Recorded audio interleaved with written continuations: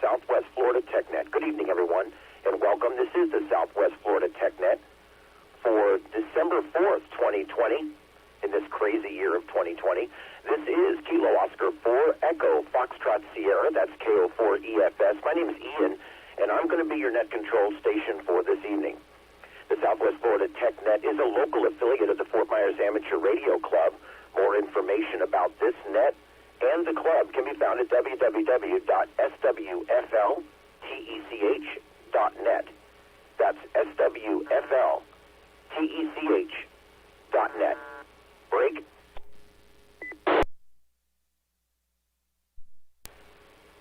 This net meets at 8 p.m. on the 146685 club. This net meets week. Wow, okay, maybe time for a new pedal. This net meets weekly at 8 p.m. on the 146685 repeater for the purpose of discussing technology and systems involved in amateur radio and to assist amateur radio operators to build and maintain radio systems and stations. In the event of a repeater failure, please switch to the 147.165 repeater. That's going to be channel 1 on your Aries standard frequency list. This is a directed net, so please follow the instructions of net control. Is there any emergency or priority traffic before we get started?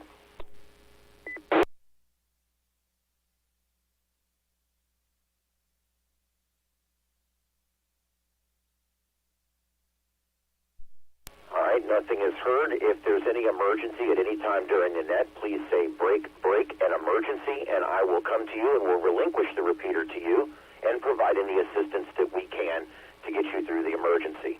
The net has a companion website for the passing of photos, links, text, and the website also has a lot of helpful information as well, and you can find that at www.swfltech.net.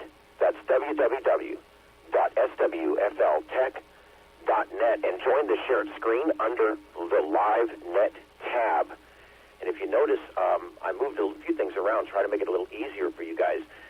If you notice under the Live tab, I've got everything right there. The sign-in page, the Watch Live, where you can actually watch the YouTube presentation and listen, and also the screen share, the file share, and the social media. It's all right there under that one tab. Everything that's going on tonight on the show, on the net. My gosh, you guys have to forgive me for that. I produced radio shows for 9 years, so everything's a show to me. Okay, I'll now take check-ins from anybody that's mobile or unable to check in on the computer. I want to go ahead first and recognize we have a number of people that have already checked in online. I'd like to recognize KK4QFP John in Naples, AA4JS John in East Fort Myers, KC1 IVM Chet in Fort Myers Beach. Stand by. KC4DE Rick in Cape Coral, KN4UKY Warren in Cape Coral, NP2DB Jim in Buckingham, K4HKA Hamilton in South Fort Myers, KO4ETQ Rick in Northport, and KY4AV Vivian in Port Charlotte, KI4GED Charles in East Fort Myers. Good evening, Charles. KN4REE Mike in Cape Coral, KO4JBR Tom in LaBelle, W3SKP Steve in Fort Myers, KD2TRM Dan in North Fort Myers, RB4GW Gary in Cape Coral, and W2RDK Ron in Fort Myers, and N1GQT Henry in North Fort Myers. And checking in live right now on the screen is K4RAB in Fort Myers. And anyone else who is not checked in, if you can check in online, please do. It just saves time. Go ahead and hit that sign-in page there under the Live tab, and just put your name and everything in there. It works just like a regular Word document. Okay. I'm going to go ahead right now and take anyone to check in that is unable to check in online. Come now. Net control.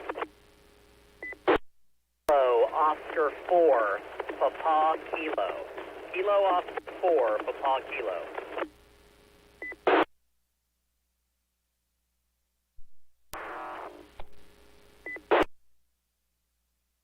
This is Kilo November 4, Romeo Mike Lima. Mobile, Bill and Lehigh.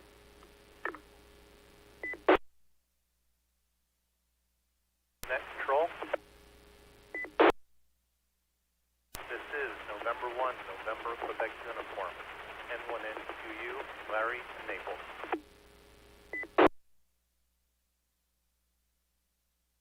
N8GU, Bob, Fort Myers.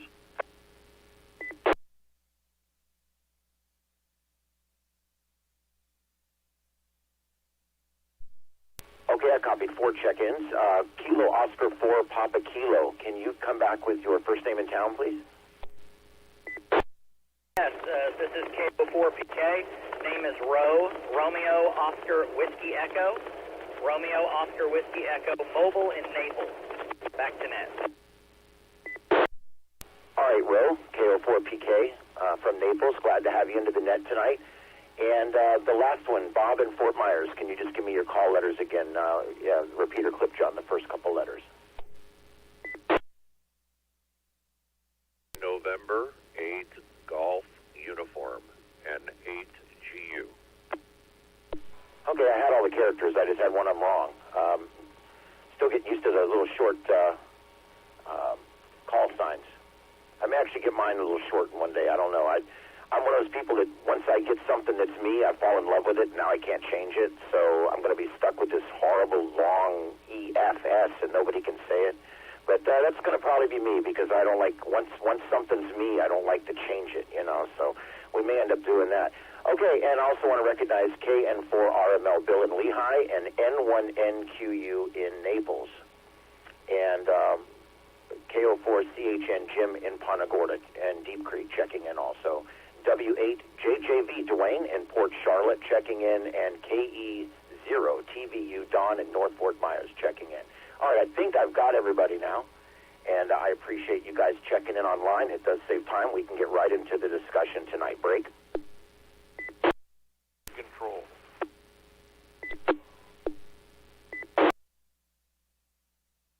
Kilo 4, Whiskey Charlie Romeo, Bud in North Fort Myers.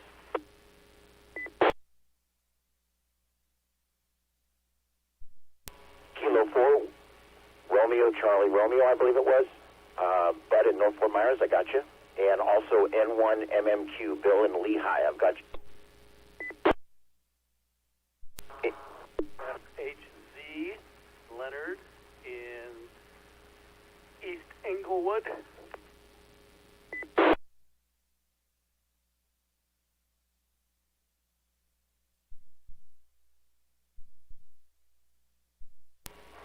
All right, Leonard in East Englewood. Can you give me your call sign one more time? K04 Kilo Oscar 4 Foxtrot Hotel Zulu.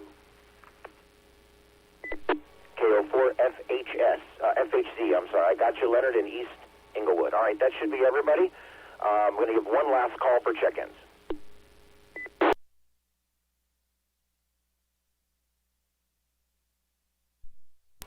Okay, there we go. I'm going to have a few announcements here, and then we're going to get right into the topic of the night. I want to remind you guys, we have a live screen that you can go to, and you can put your input. Let's say you have a link that you want to give to the new folks, or you have a picture that you want to share or something. You can do that without even going on the radio. I mean, you can go right in there and just share it with people, and they'll be able to see it. And even if you don't make it on the radio, or it's not something you want to put on the radio, we can still put it right there on that screen and share it with them.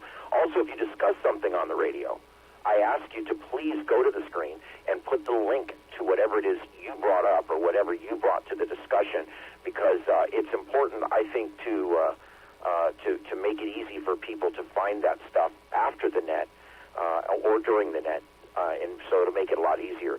I noticed last net that nobody put anything on the screen, so I just wanted to remind everybody that we have this resource here so that you can put things down so that others can get it easily. And if you notice, when you scroll down there on today's, underneath the announcements, There's a blue section there that says net announcements here. You guys can type announcements there. I don't care. If you've got an announcement you want to give about a net or something, or an event or something, just put it right there. And then underneath that, where the red letters are there, underneath that, that's what we're going to be talking about tonight. So anything about what we're talking about tonight, just paste it right in the section where it belongs, and we'll be able to share that with everybody. Break.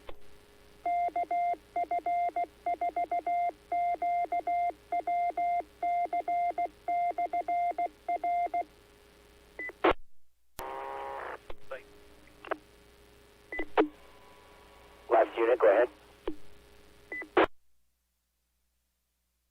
G4WHN, can you please repeat the website?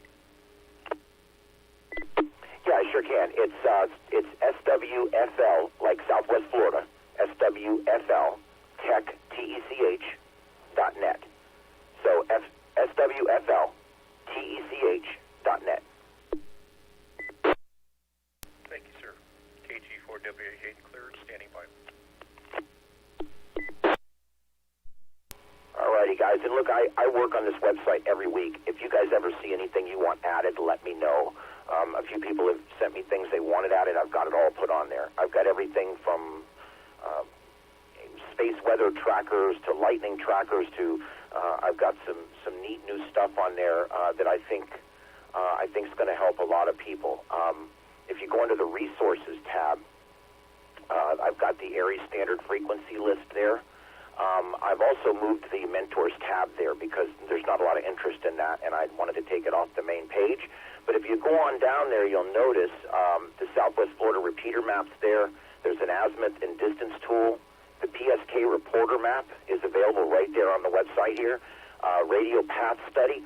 That path study is really cool. You can go in there and put where your transmitter is and what the height is and where you're at and what your height is, and it will do a study of the line of sight between the two of you, including even buildings and mountains, and it's really, really cool. It would be even cooler if we were somewhere where there was elevation.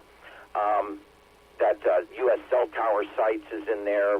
There's a radii tool, so you can see how far you are from, cell sites, repeater sites.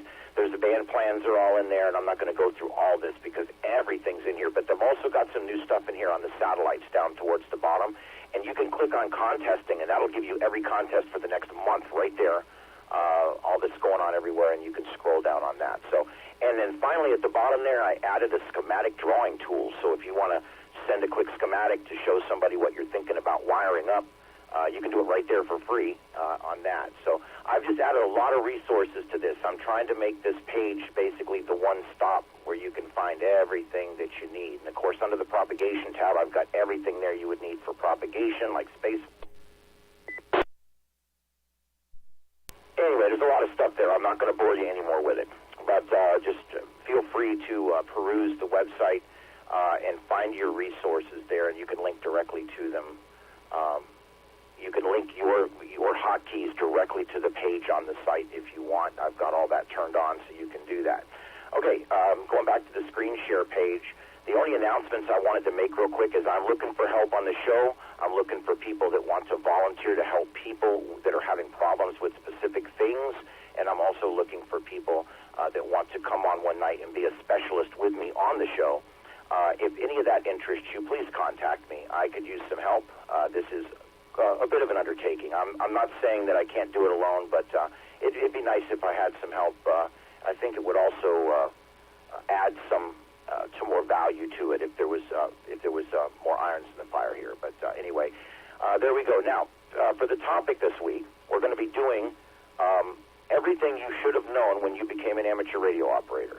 And what I'm finding is despite the fact that we've got Elmers and we've got people that want to help and we've got test people and people that are doing nets and all this stuff, sometimes we miss that connection with the new person comes in and they just can't get that little raw piece of information that they need to get started. And so we're going to try to work on that tonight. Break.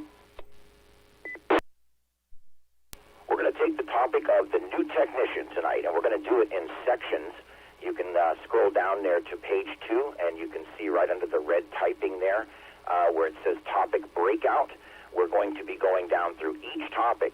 Now, what I would like is I want the guys that have been around a while, longer than me, to come in and tell us of issues you've had. So when we get to your topic, if you've had a problem with a certain radio or a certain band or a certain process or a certain program or a certain wire, that's where we would want to talk about it for that section. And the same thing if you have a positive experience with a software, with a wire, with a radio. We want to get that out there too. I'm going to give you an example. I'm just going to use this as an example. I immediately went into DMR. I got my first radios checked in on the nets, and within 20 days I had a DMR radio, and it was a nightmare for me. And I almost wish I had somebody I could have asked, dude, should I buy this DMR radio? I mean, it looks cool, and it does everything. And a lot of people would have told me, yeah, you can buy it, it's cool, but there's not a lot of people on there to talk to. And that way I would have known that, and I would have picked something else, okay? I would have went in a different direction. And so that's kind of what I'm wanting to do tonight, is provide that different direction for people who are newer in amateur radio, maybe get some more ideas of some of the other things that are out there. There's some things I've done that I didn't much like. There's other things I've done that I have found to be amazing, like this FT8 that I just got going. It's really cool. So I want to do that tonight. So we're going to take the first topic. I want to get going because I'm tired of hearing my own voice, and I'm sure you guys are too. The first topic is information for new hams about what bands to start on and the type of radios to start with. We're going to get in the argument cheap versus expensive radios later. What I'm talking about now is what would be your first radio and what would be your second one, basically your first band, and where would you start? And I think most of us agree we start out on 2 meters and then we go from there. What I'd like to do is I'd like to open this up to anyone that has any comments or questions for the new folks, or new folks with questions or comments, either way, about anything to do with where to start in amateur radio when it comes to all of those bands. Anybody with anything, come now.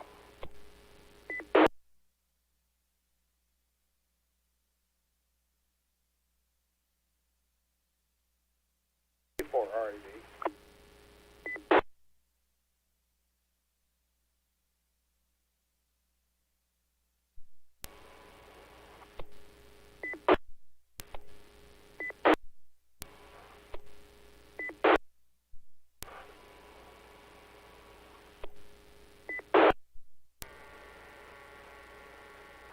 Kilo 4 Romeo Alpha Bravo. Okay, check, check.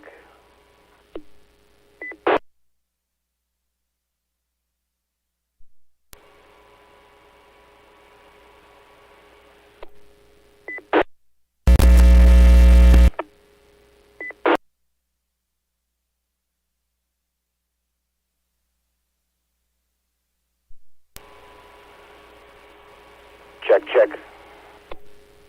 There you go.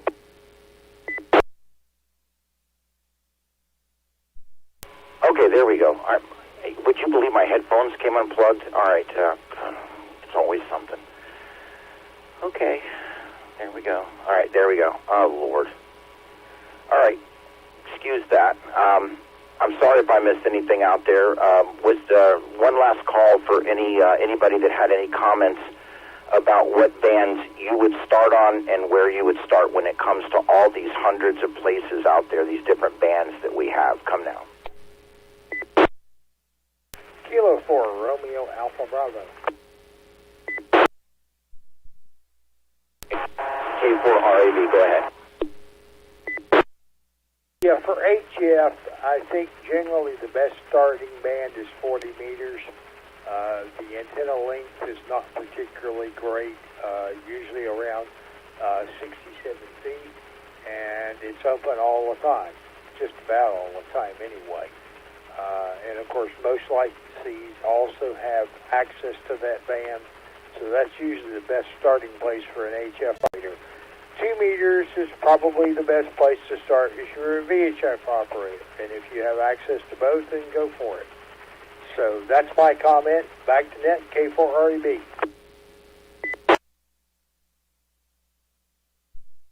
All right. right, and I've got to tell you, being fairly new to HF myself, I'm very impressed with 40 meters. I started on 75, and that was cool, but I got to tell you, I get down to 40 meters, and I seem to have a lot more luck. I also know that I'm having a lot of luck just recently on 20 meters as well. But 40 meters seems to be the one that stays open the longest. Seems to be my what I see anyway. All right, anybody else on the bands?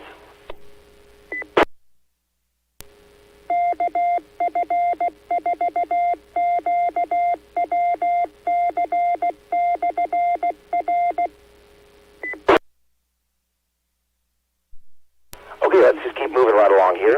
The next thing we're talking about, somewhat similar, we're going to be talking about HF. Now, a lot of times I notice people get into amateur radio, and they get their VHF, their UHF, they get this, they get that, and they never get into HF. I was surprised the number of people that have been ham radio operators for 5, 6, 7 years that have not bought their HF rig yet. So that was kind of surprising to me, and I also know at least one person that got into ham radio because all they wanted to do was HF, and I don't think they even bought a VHF radio and got on the nets at all because all they cared about was HF.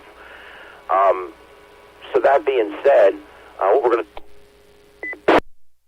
going to talk about now is HF from the technician's point of view. I mean, because remember, they can't do much there until they get their general license anyway.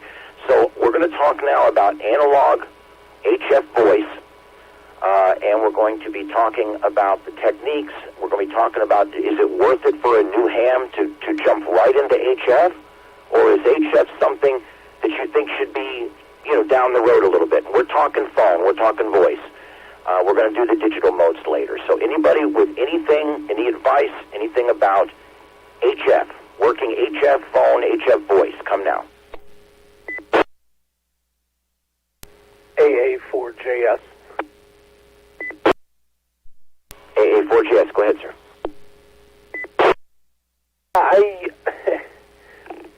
I would recommend getting your feet wet a little bit on the 2 meter and the 440 bands before you jump right into HF. In my case, I was a slow learner. I was technician class operator for, I think, 12 years before I upgraded. And so I guess I was probably by then as versed in 2 meter and 440 as I was going to get. I wouldn't recommend taking that long, but, 6 months, a year, maybe, to give you a little bit of a foundation anyway. And that's just shooting from the cuff, my opinion. But back to you, Ian, AA4JS. Well, and speaking from someone who's a pretty rapid learner, I'm one of these people that I hit the ground running, and I strive for mastery. And I found HF to be an extreme challenge. Just using a manual tuner and not messing your radio up is a challenge in itself. I mean, before you even get into actually speaking to somebody and how do you do it, and I'm still working on all that because I'm still trying to figure out how to break the ice on some of these rag chews and stuff. You have to learn the rhythm, the cadence, the lingo. There's a lot to it. I find that people are a lot more forgiving on the UHF, VHF. People on the HF, if they're in a rag chew or something, man, they do this every day, and they don't, they get very into it. So it's a very different world on HF, and I think I agree for sure that you should definitely have some time in, and you should do a lot of research before you jump in. And let's face it, HF is an investment. About the cheapest brand new HF radio you're going to get into is like $500, and you're not getting a whole lot. The cheapest big rig that has a nice big screen with a waterfall and all that, you're over $1,000. So not a cheap part of the hobby either. Next person about HF for new folks, come now. KJ4WXH. KJ4WXH, go ahead. I think you need to slow your roll a little bit there, Ian. You're getting ahead. I mean, the technician has limited access for HF anyways, but I found that 20 meters is much more active during the day and 40 meters much more at night. That being said, it depends on what you want to do. Regarding the price of rigs, you can get quite a few kits and QRP rigs that are much, much more reasonable than the prices you just quoted. It's just definitely I agree with John where you have to spend a couple of months on 2 meter and 440 and get some friends established and sit down with some people and have a couple cups of coffee and talk about what it is you think you want to do with the hobby. That's just my 2 cents worth, but yeah, that's for WXH back to net control. I agree. I admitted when I started this that I'm new to it myself, and it's been a challenge, and I agree. And the discussion tonight's not as much teaching them how to use an HF radio. The discussion tonight is getting some points of view from people on when they should get their HF radio, where they should start with HF, and when they should start with HF. That's more of the discussion I'm looking at here. And I'm just trying to give people some discussion with some folks that have been around a while. And I think what we've gotten so far is great because I agree with it. I agree with everything you guys have said so far. It's daunting, it's challenging, and if you're somebody that takes things slowly, then this would be one of those things too. All right, anything else on the HF that we want to pass on to newer folks that maybe just got their technician license recently? Anything about HF? Come now. KD2TRM. KD2PRM, go ahead. I'm new, just have my technician license, and I was just wondering, has anybody kind of got their feet wet in HF using a shortwave receiver and just learning how to use that before they buy a transceiver? It sounds like it would be a great idea. I did a lot of listening before I ever did my first actual transmission on the HF. Any of the senior guys want to respond to that? Come now. G4K. G4K, come. Okay, Ian. Oh, let me reset the timer. Okay. I started back in the 60s, and I was a shortwave listener. And that's how I came into amateur radio, is I discovered the amateur radio by listening on shortwave. And at the time when I got into it, there was the novice class, and that was our entry level, which was HF only, and it was Morse code. And to start out, I started out with used equipment, very used equipment, but you don't need to buy a $1,000 HF transceiver. If you find somebody that's got a good working unit and you're confident that it's going to be working when you buy it, a piece of used equipment will get you started really well, and you'll learn the ropes. But yes, listening is an asset.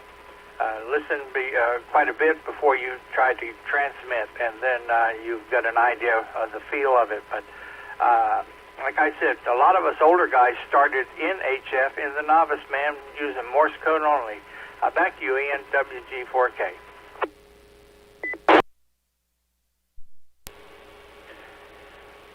Yep, and there's a lot to listen to out there. Anyone else on that? Come now.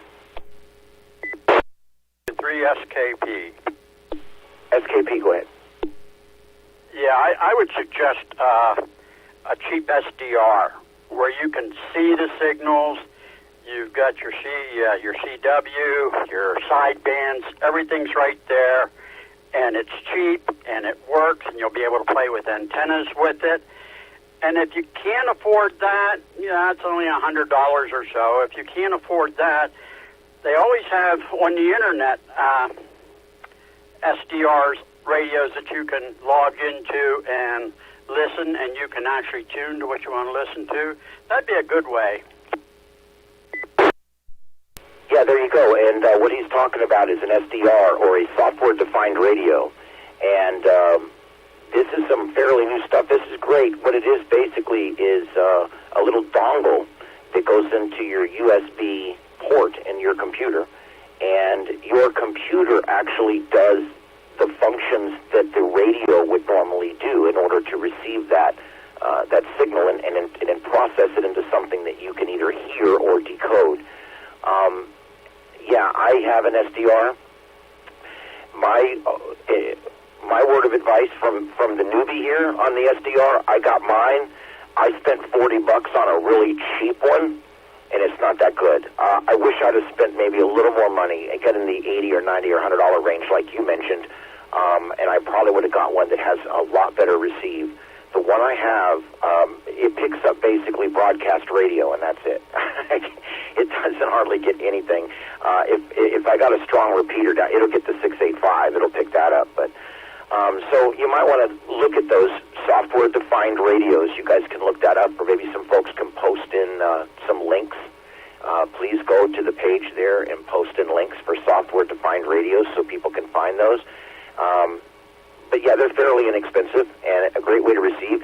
And I also saw they make one now that you can hook a transmitter to and actually use your computer as the transmitter and the receiver, which I thought that was really cool too. Anything else on SDRs or HF or anything along these lines? Come now.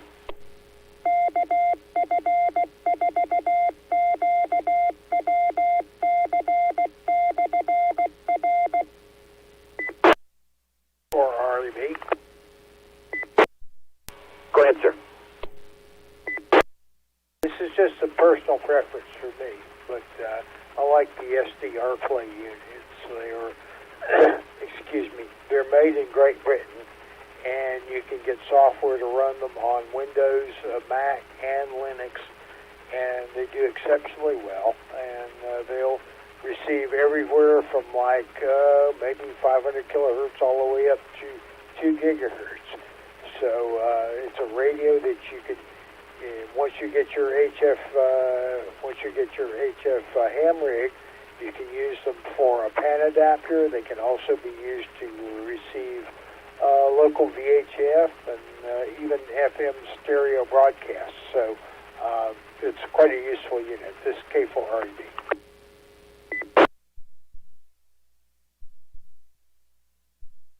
Yeah, and I don't have a real good way to test my radios yet, so I actually just throw them on that and broadcast with them, transmit with them, and you can see the pattern on the SDR. I like that too. Yeah, the SDRs are they're definitely a cool thing. And like was mentioned earlier, even though there's a small SMA adapter on there for the antenna, you can actually get an adapter up to a UHF connector. Isn't it weird that they call it a UHF connector and it's the worst thing to use on UHF? But anyway, that's another story for another day. But you can get whatever connector you want to go on that SMA and then hook it up to your tower, hook it up to your wire. You can hook it up to any antenna that you have, and then that little SDR dongle will actually bring in the signals for you. Anything else on SDR or HF before we move on? KO4FHZ. FHC, go ahead. I'll give you a little story that I did. I started out with a Heathkit SB313, which was just to receive, and it didn't work very well, so I bought an SDR. I did the RSPDX, which is, I think, the one that the previous gentleman was talking about from the UK, and I hooked that up to the computer, and I end up buying a mag loop receive antenna for it, and I was listening for a ton of stuff, and that's what prompted me to get my technician license. And this was just this year that I did that, and then I upgraded to my general, but I still use that SDR, and I have it configured to my Yaesu HF transceiver right now. So it is a good way to start listening, and I highly recommend it for everybody starting out. Yeah, and it can sure be economical. I know they've got a number of different ones in all the different ham radio houses, gigaparts, places like that. They all carry them, and they've got them on the Amazon places too. So you can get those anywhere. But again, my word of caution on SDRs: I bought a $38 one, and it wasn't that good. And I've talked to people that bought a $100 one, and they love it. So it may be something, just go up 1 or 2 notches to get the one that's going to do you a good job on that. I sometimes will always buy the cheap one just because it's what I have today, and I want it. I just got to have it, and I buy it, and then I get it, and I'm like, if I'd have just spent $40 more on it, I'd have got something that's a lot better. Anyway, all right, let's go ahead and move along. I appreciate all the discussion on that, and yeah, the heat kits are neat. I was looking at a pair of those that they had out at the swap shop, and it was neat that back in the day you could buy your receiver, and then later on when you're ready to talk, you could buy the transmitter. It was 2 separate boxes that hooked up together. I love that. I think that's so cool. All right, I'd like to talk about, we're going to move on now to digital voice, and this is something that a lot of newer people like me, we're allured by this. We see this and we're like, oh man, that's cool. That's the new thing. It's the shiny object in the room. Yeah, is it? I've heard really good things about Fusion and D-Star. I'm going to be honest. I had DMR. I didn't find many people there to talk to, and it found it very hard to program. But I'm not going to dwell on that. I want to go out to you guys. I'd like to get your input from out there on the 3 main digital modes and any other digital modes that are being used there on VHF and UHF. Come now.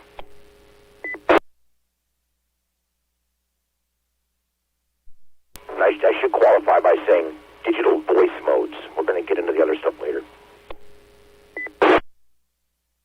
AV.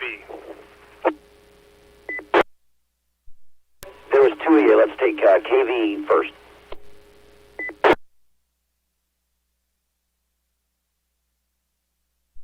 Thing was JJV. Go ahead. It just so happens I'm sitting here trying to program a DMR Anytone radio tonight, and I'm having fits with it. I'm trying to figure out, I've got a code plug here, and I'm trying to cut and paste from one code plug into the other, and I just can't figure out how to do it. This is very complicated. I want you to know that I can program 22 different kinds of radios, and this is my first crack at DMR, and I'm going batty. Yeah, and you have to do what I do. You can't even, I'm sure you probably did what I did. I went to my club, and my club sent me, one of the guys in the club sent me a code plug for my exact radio, and even that took me a while with some help, but we finally got one of my 2 DMR radios to take the code plug, and it kind of worked okay, but there was nobody on there. The other one never would take the code plug. I don't understand why it has to be so complicated. I've been saying this about everything with amateur radio. Everything I've done with amateur radio, and I'm going to make a blanket statement here. Forgive me, folks. Everything I've done with amateur radio is needlessly complicated. It just seems needlessly complicated, and the only thing I can figure out is the hobby is the time it takes for you to figure it out. That's the hobby. I don't like that. I like to start at the end. Anyway, I want it to work real easy and then just have a lot of time playing with it. But it doesn't really work that way. Okay, next person, D-Star Fusion DMR. Come now. GU. GU, go ahead, sir. The only advantage of DMR is its price. And if you have a friend who writes code plugs like me, then it becomes somewhat easy. But it is very frustrating, and with the exception of the Anytone 878, which I have, you cannot change talk groups on the fly. Also, there's a war going on in the world of DMR, in which Brandmeister and TGIF and Mark, and now there's another group that's formed. They can't settle on a happy medium for everybody to use DMR, so it's always changing. My recommendation has always been D-Star. D-Star was invented by ham radio operators and developed by ham radio operators. And for a technician class, and Yaesu, I wouldn't, me personally, would not do fusion. It's not broad enough, although it is easy. D-Star is very easy to do. You just spin the dial and you connect up. Although if you want to work on some of the XRF talk groups, you have to have a hotspot to do that. But for technician class, my number one recommendation would be the Kenwood D74A. It's a tri-band radio, and in addition to being tri-band, it also does D-Star. It does D-Star excellent, and the radio can also be utilized analog UHF, VHF, and the radio can also be used for satellite communications, which is kind of very cool. And it has a built-in APRS packet system, so you can actually bounce APRS signals off the International Space Station, and that is very cool also. Back to net control from NAGU.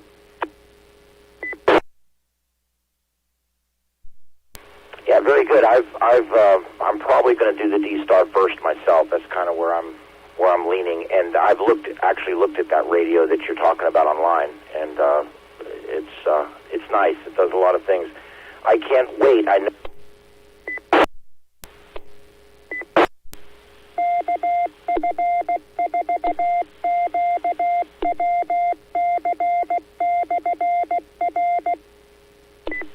There's actually talk online right now of people making multiple radio that would do multiple systems. I would love to see that. I don't know if that's going to happen, but they keep saying that it's going to happen. I wanted to go back a couple of stations. You were talking about having a hard time with your code plug. I don't know if you've checked it out, but the Fort Myers Amateur Radio Club on their site, on our site, I should say, under digital, under the digital tab, there's a DMR tab there, and we actually have code plugs there that you can download and try. I just thought I'd put that out there for you. Next person, digital DMR Fusion D-Star, come now. Reminder for ID.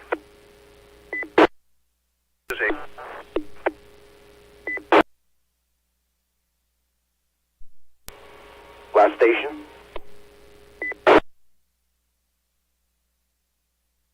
This is AC4TM. Just a quick reminder about the ID requirements every 10 minutes, over.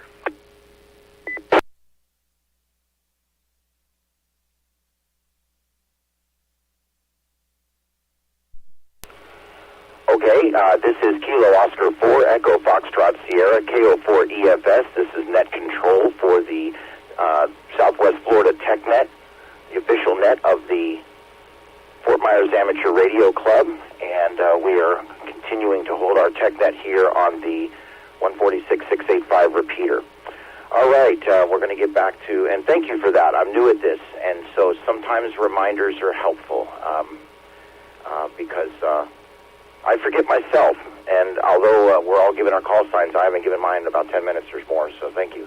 All right, let's move on now. I want to go one more time to anybody that has anything on D-Star Fusion DMR, and I want to remind you, if you have something, any links or anything, any information, you can put it also on the shared page. That'd be great. Just put the links or whatever right in there for us. Anybody, DMR, D-Star Fusion, come now.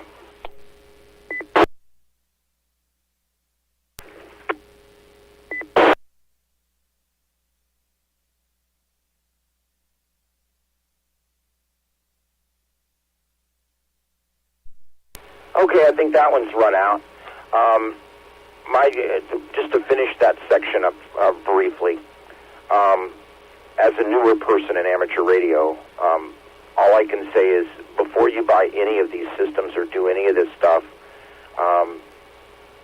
I would really work on the analog first because, you know, everybody's on analog. There's not a lot of people on the digitals a lot. I mean, you'll still find quite a few on D-Star and Fusion, but I think it's a good idea to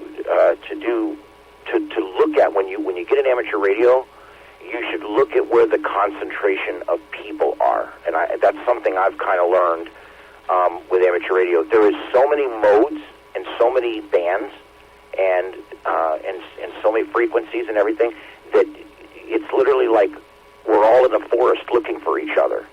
But we're all like making different noises and we can't find each other. It literally is like the jungle. And it's important to find whatever noise you make makes the most noise. So you want to find something that's in an area where the most people are. And I think that's what's important.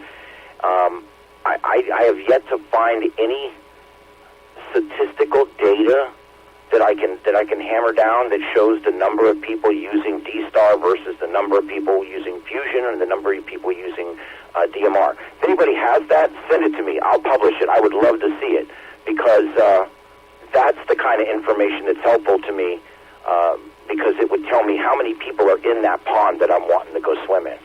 Okay, the next thing we're going to talk about, I just want to mention VHF and UHF digital modes, non-voice digital modes like WinLink. I'd like to mention that briefly and see if there's anybody that would like to contribute with WinLink. I'd like to tell you that WinLink is a neat thing. I just started using it not long ago, and it's basically email over the radio, and you can send and receive emails both to and from other hams or to and from the internet through a server. Or you can do it from your computer directly to the internet. So there's actually 3 ways to pass messages with it, and we use it quite heavily with Aries. So I'd like to just bring that out for anybody that would like to discuss anything about the WinLink system. Currently in Lee County, we can service both the VHF and UHF bands on WinLink. If anybody has any questions or anybody has any comments or things they'd like to tell us about WinLink or any other UHF, VHF, non-voice digital mode, come now. Control, this is KJ4WXH. KJ4WXH, go ahead. WinLink, I'm a big fan of WinLink. When I first got into amateur radio, I met a fellow named Larry Zimmer, and I got my tech and general license in the first sitting. And I asked Larry, I said, Larry, if there was a disaster down here, a hurricane or something, and I was able to get you guys on 2 meter, would you be able to send a phone call up north to my friends, my relatives? And he said, Tony, probably not. You might want to look into HF. And because of that, I went into HF and discovered WinLink. And the neat thing about WinLink is, let me buy some time,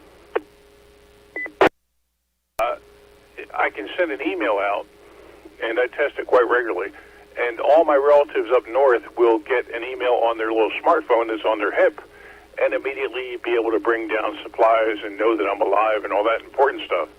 So I really recommend WinLink to anybody that's interested in amateur radio as a waycate after a natural disaster.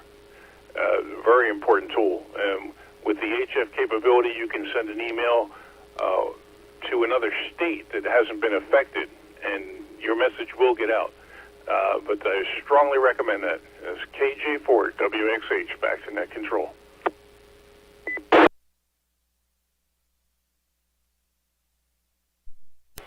Yeah, it seems like a really cool.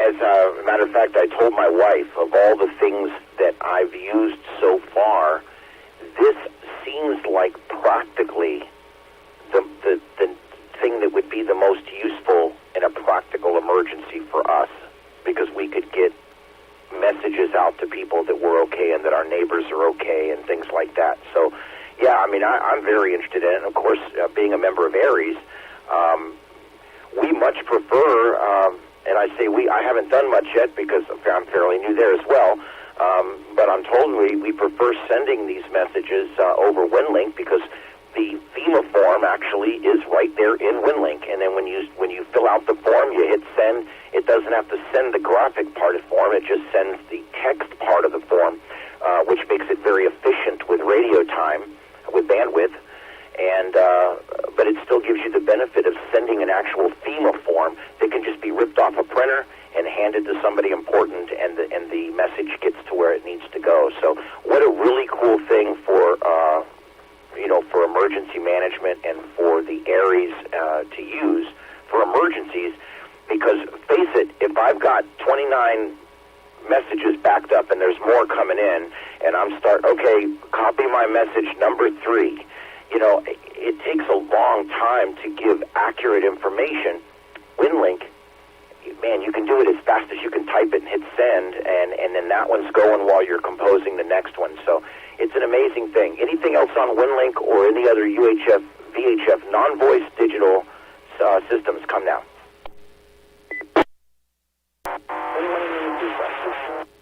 JJV. JJ. Yeah, JS8. If you haven't tried JS8, that's the way to go too.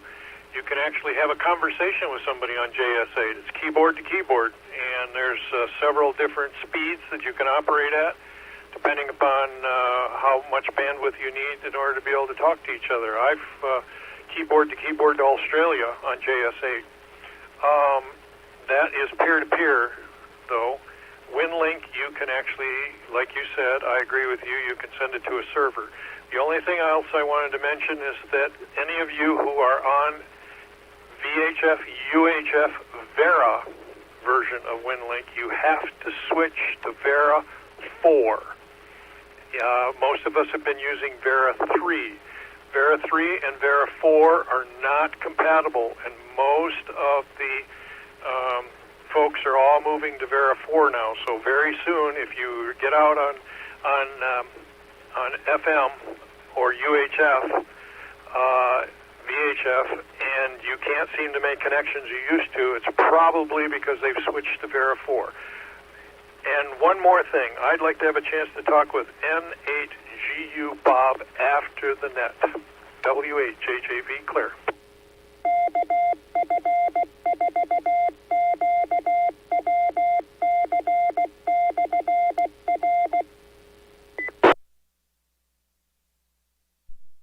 All right, and I always forget that the FT8 can be used all the way down to all the way up on 2 meter and stuff. I don't really think about that because I always contribute it to a low band thing here, or a HF thing, I should say.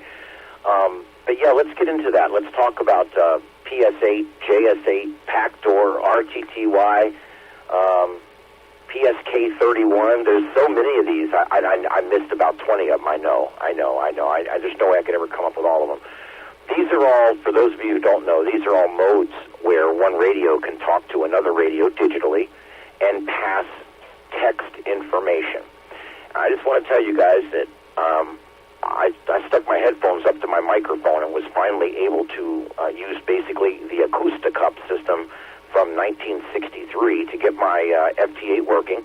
And I'm now up on FT8, and this morning at about 7:35, I made a contact with Kuala Lumpur, Malaysia, at 10,755 miles away from my home with PS8, I think it was, or no, it was FT8, whatever it was. I forget. God, I'm just starting to do it myself. But anyway, I was ecstatic this morning. I couldn't believe it. I made a bunch of contacts in Europe, Germany, France, over that way, and then all of a sudden, this one literally on the other side of the world, on 20 meters. 20 meters. So, what an exciting thing. You're not talking to people. It's passing very little information. I know some of the other modes will allow you to pass messages. This one just basically passes the rudimentary stuff. But what an amazing thing. Break. This is Kilo Oscar 4 Echo Foxtrot Sierra Net Control for the Southwest Florida Tech Net, and we're talking about PS8, FT, and JS8 and all those bands. So you guys all those digital modes. You guys, I'm going to turn it over to you now. Let's talk about those. Anybody that wants to talk about any of those modes, come now. Net control. 9 GPI. W9 GPI. Go ahead, sir. Thank you, Ian. Before we leave WinLink, I'd like to make a couple of points for those who are not familiar with what we've been doing with WinLink in Lee County. First, as was mentioned, VHF and UHF, we have RMS server setups on both bands,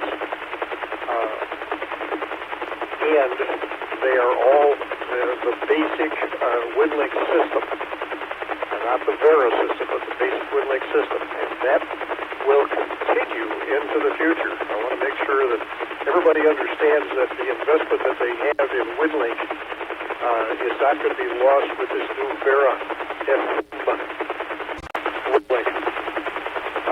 What we're planning on doing when we're satisfied with the testing is establishing a separate frequency that we'll be using for Vera FM, so that we'll have dual capability. The standard WinLink stuff and the Vera FM WinLink stuff. Just so everybody knows that. That's step one. Stand by for me. Break from the repeater. Another thing I'd like to mention is that for those of you who have WinLink capability and don't know about it, we have a regular Saturday WinLink exercise where we exercise a different WinLink form, for example, or talk about some of the features of WinLink that everybody should know about but typically doesn't know about because it's a feature-rich system. If you're not receiving our emails, our regular email, and would like to be added to that list, send me a note, and I'll add you to the WinLink email list so you'll be able to keep up with what's going on. Send a note to me at w9gpi@arrl.net. w9gpi@arrl.net, and I'll put you on the list. Let's see. Okay, I think that's it. Back to you, sir. W9GPI. W9GPI. Thank you, sir. Yeah, this has certainly made things a lot easier for passing that.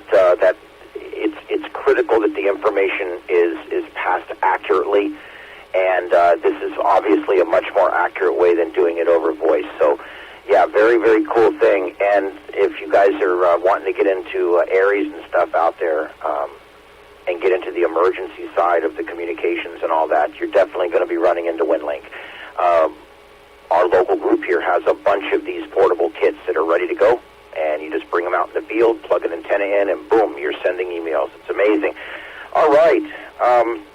So let's go back to, we're talking about the, I will go ahead, let's go ahead and open it up for any questions on WinLink real quick before we end that. Anything else on WinLink? Last call on WinLink.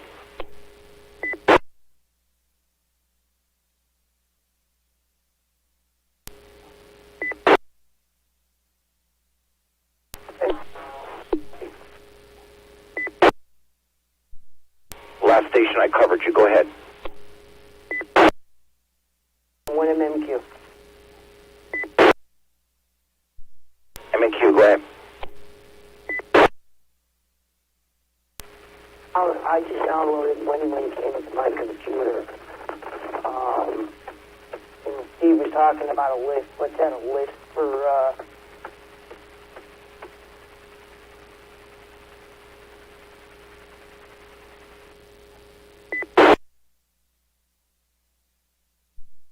Yeah, if you need the frequencies for the Lee County WinLink connections, you can find that on the Southwest Florida Tech Net website.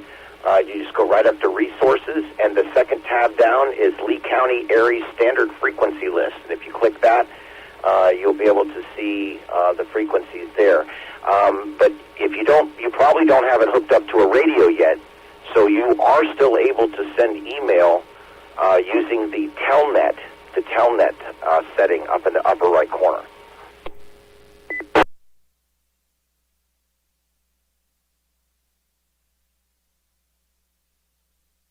Roger. Yeah, I'm playing with it right now.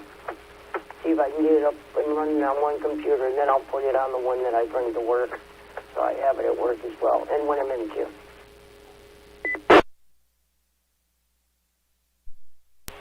Yeah, and there's also, if you look on the same website there on our Southwest Florida Tech Net, if you look under modes, it's a tab towards the right there called modes. If you go under that, you'll see WinLink is the very first tab, and if you click that there, that will bring you, I think anyway, maybe not. I know that the FMARC website, I believe, has all the WinLink information on it, so you can go to fmarc.net, and I believe it's right there on the top under WinLink.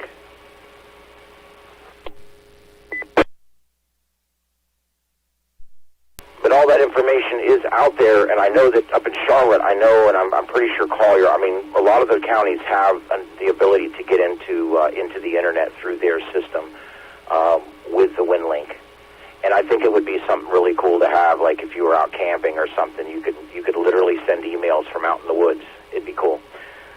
Okay, let's get back to the FT8 discussion and all those digital modes. I've had a lot of fun with them lately, and I want to finish our discussion. PS8, JS8, PACTOR, RTTY, PSK31, and any of the other digital packet modes out there. Anybody have anything else they want to discuss with that? Come now.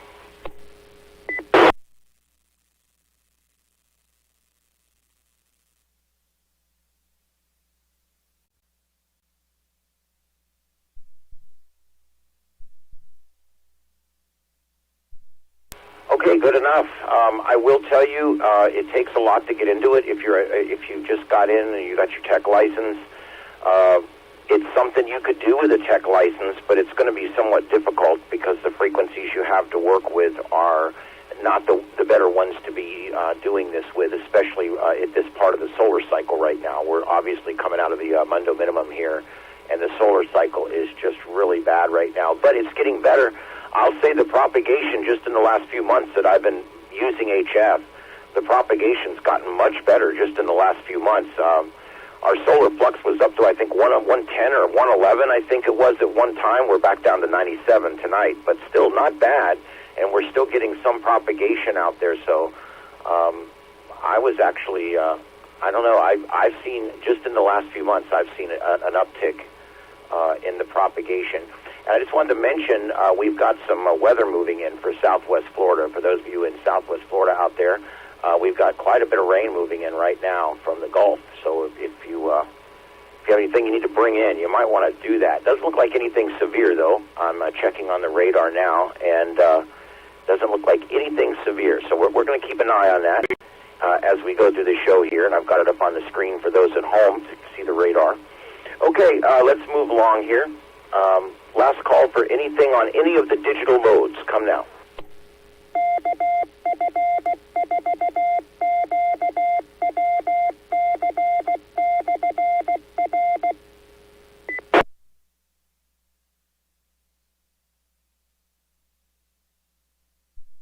All right, if the rain's starting to fall here on the shack, I can hear it on the roof.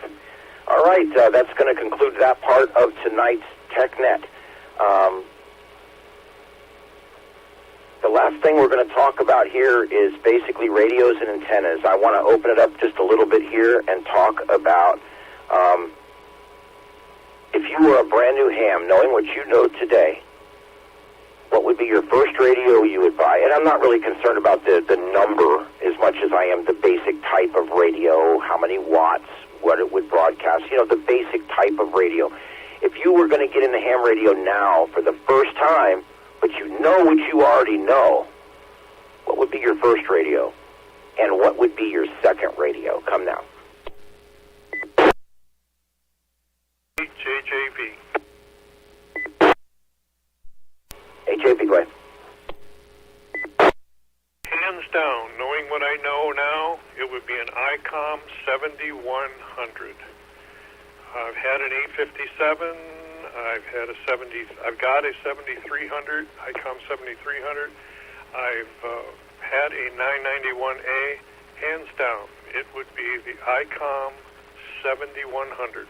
The only thing that I don't like about it is it doesn't have a built-in tuner, so you have to have a tuner if you don't have a resident antenna.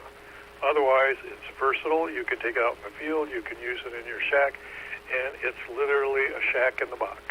WHAJV.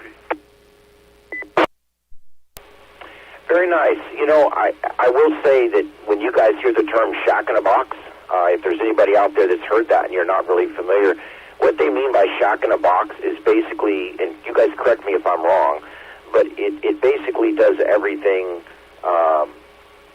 from, say, I don't know, what are we talking, 160 meters, all the way up to 2 meters. Some of them even go up to 440, I think. And they call it a shack in the box because you literally could have one radio and you could pretty much talk to everybody. It's one of those kind of things. Where radios like what I got here with the 756 does everything, great radio, but it stops at 6 meters. It doesn't go up into the VHF, the UHF. Well, 6 meters is VHF, but you know what I'm saying. It doesn't go up into the 2 meter and the 70 centimeter and the 1.25 meter. It doesn't go up into those bands, so it's not a shack in the box. Okay, I've heard good things about the 7100, actually. I was looking a while back to trade mine in for something else, and that was one of my options. So, okay, anything else on, if you were going to buy a radio, what would it be? Your first and your second radio. Come now. AC4TM with info. AC4TM, go ahead, sir. Ian, I don't know if anybody's ever told you, but when the repeater identifies, that's at 10 minutes. And that's a good indicator for the using station to go ahead and ID at that point. And it is a requirement for 10-minute ID. Over. Okay, I thought it had been less than 10 minutes. I just did it not long ago, but I can do it again. KO4EFS, conducting the Southwest Florida Tech Net. I will now, next week, have a timer that will now remind me to do this because apparently it's an issue. So, yes, we'll do that. I will somehow come up with a timer. Anyway. All right, next person, come now.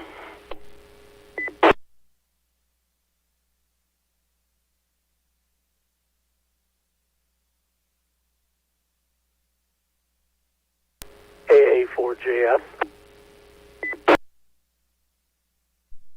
AA4JS, go ahead. I almost hate to jump into the fray here, but I would encourage people to stick with the brand name radios. And I know you and I have had this discussion, and we've agreed to disagree. But for my money, I would advise a newbie to stick with Yaesu, Kenwood, ICOM, stick with the major brands and not the cheap Chinese brands. You're going to get better support. They're going to last longer. You know, if you break the Yaesu or the ICOM or the Kenwood, they've got a U.S. service facility that will fix it. You know, if you break the Chinese radios, your next stop is the trash bin. And, you know, the majors are just going to last much longer and be better equipment for you. Believe me, I've had them all. I've had the cheapies. I've thrown them away. I've gotten good money's worth. I still have the FT8900 that I bought the year I got licensed, and it is still working. I use it every day. So there you go. That's my opinion. I understand that you differ, and you're welcome to do so. Back to you, Ian, AA4JS. No, and neither one of them are wrong opinions either. I'm coming from a slightly different place. You know, I got into this with not a lot of money. I had to get where I am right now by not, you know, I didn't have a lot of money. So I had to do what I had to do. So that kind of put me in a situation where I was looking for the more inexpensive